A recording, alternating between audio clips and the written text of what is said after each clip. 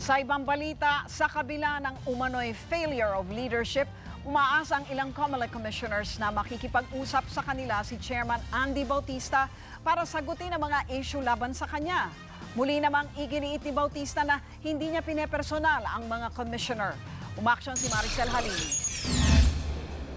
Nilinaw ni COMELEC Commissioner Louie Guia na wala siyang balak i-boycott ang barangay election bilang protesta sa umano'y issue ng failure of leadership ni Chairman Andy Bautista. Mas gusto lang daw niyang pagtuunan ng pansin ng mga nakabinbing kaso na hawak niya. Kung pwede, wag muna akong mag-take ng mga committee assignments sa operations, no? Kasi I would like to concentrate on resolving pending cases. Ako naman walang pilitan.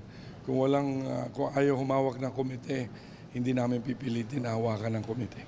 Ayon naman kay Commissioner Rowena Guanzon, posibleng talakayin sa susunod na NBank meeting ang ilang issue nila kay Chairman, gaya ng pagbiyahe nito sa Japan ng walang travel authority mula sa NBank. We're really hoping for the best that Chairman Bautista will decide to meet with us in private. And I'm sure naman pag naka-meeting lang maayos eh.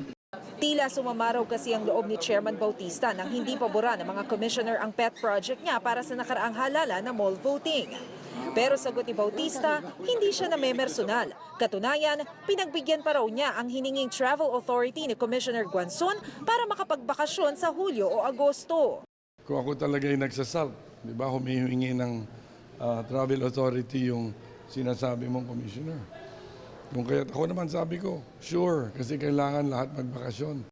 Inihahanda na rin daw ni Chairman ang sagot sa memo ng mga commissioner. No comment naman daw muna sa issue si Guia.